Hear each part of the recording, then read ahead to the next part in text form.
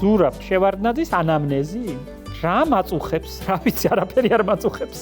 ბევრი საქმე მაწუხებს. ჩემი იმუნიტეტი. მე მგონი რომ კარგი იმუნიტეტი მაქვს, იმიტომ რომ ისე გადის ზოგჯერ 2, 3, ზოგჯერ 5 წელიც რომ გრიპიც არ დამემართება. რა ვიცი, არც არაფერს განსაკუთრებულს არ ვაკეთებ. თბილად მაცვია სიცივეში, სულ დამცინიან ჩემი მეგობრები, შესაფერისად მაცვია საფხულში თხლად და ზამთარში თბილად. ყოველთვის თბილად მაქვს ფეხი, ყოველთვის ქუდი maxურავს, კაშნე მაქვს. რა ვიცი, ალბათ ეგ არის. ბავშვობაში გადავიტანე, არც არაფერი არ გადავიტანე. მართლა არც მახსენდება რომ ავად ვიყავე გრიპი და რაღაცა სიცხეს თუ მომცემდა თუ არ გავცივდებოდი. ფეხი დამისველდებოდა თოვლში და გავცივდებოდი, მეტი არაფერი. წვრიან ნასკებსაც მაცმევდნენ და კეჟერაფხალის ფოთოლსაც ვადებდნენ შუბლზე. კი ბატონო, ეგ იყო და ლოგინში მოტანილი გაფიცხებული ჭადი და ყველი. ვიმიზეზებდი ავატყოფნას? არა, არ ვიმიზეზებდი, იმიტომ რომ არ მიყვარდა საშინლად არ მიყვარდა ლოგინში ყოფნა და მერჩივნა გარეთ ყოფნა, ამიტომ არასდროს არ მომიტყუებია. ჯერა და მივმართავ ხალხურ მედიცინას. კი, სულ მაქვს ნაყენები, სულ საცხვის ჩაი მაქვს, სულ პიტნის ჩაი მაქვს, რომც არ მჭირდება, მაინც როგორც ჩაის, როგორც ნაყენს ისე ყოველთვის ვსვა. ფარსმანდუკიც მიყვარს ხოლმე, თავშავა მიყვარს, სულ მაქვს რაღაცა ბალახები და კაფეშიც მაქვს სხვათა შორის ნარევი ჩაის. ჩვენი ბაღის თაიგული ქვია, ბარამბოს ჩაის დავლევ ხოლმე საღამოს ძალიან კაია აწყნარებს. კარგია, რა ვიცი, აი ნაყენებად უფრო ზოგჯერ ცივად საფხულში ყინულებს ჩავყრი და ცივ ნაყენს დავლევ და ზამთარში ცხლად დავლევ ჩაის. ცოტა გაუაზრებლად სხვათა შორის, რომ გითხრა ახლა რომ მაღაზიებში ზივარ და ამას ითირკვლისთვის და ამას კუჭისთვის და ამას ტყუილი იქნება, ვერ მოგატყუებ. ხშირად დავდივარ ექიმებთან, სულ დავდივარ. ექიმებზე გიჟდები და ბევრი ჩემი თანამოქალაქისგან განსხვავებით გიჟდები ქართველ ექიმებზე. მე ვფიქრობ, რომ ასეთი ყურადღებიანები, ასეთი პატივისმცემელები, რავი, ჩემს მიმართ ასე არიან და ვერ ვიტან ისეთ ექიმებს, რომ მიდიხარ და კომპიუტერში რო აკაკუნებენ და შენ არ გიყურებენ. რამდენიმე არაჩვეულებრივად კარგი ექიმი მყავს ამოჩემებული, ფეხი რომ მტკივა, მაინც იმასთან მივდივარ, ნევროპათოლოგია და მაინც ან რამე თუ წამომტკივდება, აუთ კბილი. არ შემიძლია თუ ერთი წერტილიც გამიჩნდა სადმე. იმ წუთას ჩემს ზვირფას ლალისთან გავრბივარ და მოწესრიგებული მაქვს ყოველთვის. ერთი წერტილი არ მქონია არასდროს, არც ერთი კბილი არ მაკლია, არც ერთი კარიესი არ მაქვს. ასე ვიყავი სულ. ფული რომ არ მქონდა მაშინაც, სტუდენტობის დროსაც. არასდროს არ გადავდებდი კბილს. ყოველთვის მოწესრიგებული მაქვს. ვიკეთებ პროფილაქტიკულ ანალიზებს წელიწადში 2-ჯერ. არაფერი არ მჭირს. მაგრამ მაინც აუცილებლად მივდივარ და წელიწადში 2-ჯერ ვიკეთებ ყველაფრის ანალიზს. სხვათა შორის გერმანიაში იქაური დაზღვევა მაქვს. იქ მუშაობ მე ჯერ კიდევ. ბონის ბოტანიკურ ბაღში ვარ გაფორმებული და მეკუთვნის იქაური დაზღვევა. და გერმანიაში რომ ჩავდივარ, ვიკეთებ ყველაფრის ანალიზებს და როგორი ანალიზები მაქვს, იცით, ერთმანეთს უხმობენ ექიმები. ცინკიც ნორმაში აქვს, ცინკიც ასე ეძახიან ერთმანეთს. ყველაფერი წესრიგში მაქვს. მოგიტეხია აქ მეკითხებით. არაფერი არ მომიტეხია, ჯანმრთელი ვარ, ჯანსაღი ვარ. გავიკეთე ოპერაცია, მარტივად გადავიტანე. კუჭი მაქვს დაპატარავებული, მეტია მოვიბძღვენი ნახევარი ორგანოები, მეტი რა უნდა მექნა. ძალიან სუკანი ვიყავი, რო ვდგებოდი ეს სავარძელი მომყვებოდა. ვერ ვაკონტროლებდი ჭამას. სულ ჭამდი შოკოლადები მედუასე და ხილზე ვგიჟდებოდი და ბევრს ვჭამდი და ძალიან სუქდებოდი. ძალიან გავსუქდი და მივხვდი რომ ამას ჩემით ვერ მოვერევი და დათო აბულაძემ გამიკეთა კუჭის ოპერაცია. ეს არც მithქვამს მე მგონი არსად ასე. ვერ გადავიტანე მარტივად კინაღა მოვკვდი. ძალიან გამიჭირდა, ძალიან. ემოციურად გამიჭირდა, ძალიან დავკარგე წონა.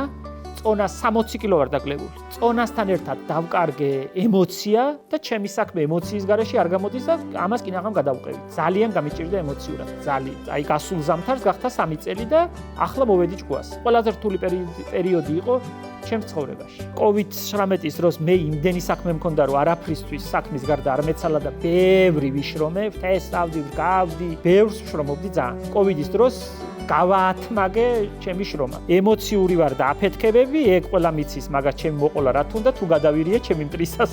სასიხარულოსაც და ტრაგიკულსაც ვიღებ ათმაგი დოზი. ძალიან განვიცდი ყველაფერს, ყველას, ძალიან ვიცი დარდი, კი ბატონო. ძალიან ემოციური თუ ავფეთქდი ჩემი მტრისას. მეც არ მომწონს ჩემი თავი იმ მდგომარეობაში. ცუდად მახსოვს.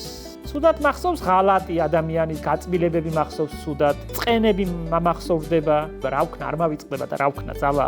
დასვენება მიყვარს, ნამდვილად მიყვარს დასვენება, შრომაც ვიცი, თავ გადადებული და დასვენებაც თავ გადადებული. ზამთარში 1 თვე და საფხულში 1 თვე მამაზეციერი ვერ მიპოვის. ეგ მაძლევს მე ძალას მომავალი 6 თვისთვის რომ ვიშრომო და თავგადადებული ვიყო და ვუმასპინძლო და ვიყო ამდენ საქმეში. სხვა და წამოკოტრიალება არ მიყვარს, არ შემიძლია. ადამიანებთან მიყვარს, თა მიყვარს, ეგზოტიკა მიყვარს, სიუცხოვე მიყვარს, ახალი ემოციები და ახალი სივრცეები მიყვარს. მარტივად ვიტან გზავრობას კი შემიძლია ვიძინო მანქანაში და ისე ჩავდივარ გურიაში ვერ გავიგებ საერთოდ. ჯანსაღი ცხოვრების წელი კი მე ვფიქრობ რომ ჯანსაღად ვცხოვრობ ისეთ პროდუქტებზე მე რაზეც მიმიწვდება ხელი ბევრი ამაზე ვერც იოცნებებს. ხათამი თვითონ მყავს, ბოსტანი თვითონ მაქვს, ყველაფერი მაქვს ირგვლივ იმდენი სამყოფი ჩემთვის და ჩემი სტუმრებისთვის, რომ არ მჭირდება ბევრი რამის ყიდვა.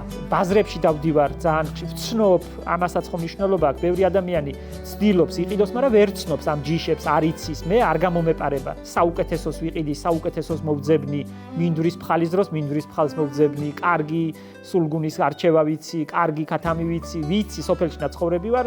ბევრი რამე ვიცი და ამიტომ არ მიჭირს ამორჩევა. გიჟდები კაიჭამაზე კაცო, კაიჭამა ვის არ უყვარს, ვინმე იცი რომ კაიჭამა არ უყვარდეს? ისე მიყვარს, შოკოლადებიც მიყვარს, შოკოლადები ხო რა ჯანსაღი ყვება. ლოგინის ქვეშ მიდევს ხოლმე და გამოვაჩოჩებ და ვჭამ. გიჟდები კაი შოკოლადებს. არ შემიძლია 9 კილო შევჭამ. აი რა პროდუქტებზე ვამბობ უარსო, აი შოკოლადზე ვერ ვამბობ უარს. და კიდე არაფრით არ შემიძლია ჭადი და ყველის გარეშე. რაც არ უნდა საჭმელი მქონდეს, თუ ჭადი და ყველი არ მაქვს, ის სადილი სადილად არ ითვლება. სულ მინდა, სულ მენატრება შემიძლია ვისაუზმო, ვისადილო და ვივახშმო ჭადი და ყველით. კაი, პამიდორი მეტი არაფერი არ მინდა. როლა ქვია მაგას დილას რო იღვიძებს ხო და ადრე ვდგები ძალიან ადრე. მე 2 საათზე დაღლიდი ვარ ხოლმე. ჩემი ჯანმრთელობისთვის ყოველ დღე რას ვაკეთებ და ვშრომობ, რა ვიცი, მე ვარჯიში არ ვიცი, ჩემ დღეში არ მივარჯიშია, ფეხბურთი ჩემ დღეში არ მითამაშია, სპორტით არასდროს არ დავკვირვებული ვარ, ტრენაჟერებს ვერ ვიტან, მთელი დღე ვშრომობ, დავდივარ, მასპინძლობ, მუშაობ, ბაღში, ვგავ, თესავ, ეგ არის ჩემი ჯანმრთელობაც და არაჯანმრთელობაც, რა ვიცი. როგორი მამა ვარ, როცა ესმა ავად ხდება. ესმა არ ხდება ავად, არ ყოფილა ესმა, უკვე 7 წლისაა და არასდროს ავად არ გამხდება. აი, სიცხეც არ ქონია. რა ვიცი, ამიტომ მაგ მხრივ შვიდად ვარ და მიხარია რომ ჯანმრთელია. ალკოჰოლი ჩემს ცხოვრებაში. იცი რა? არ მიყვარდა მე დალევა, არ მიყვარს.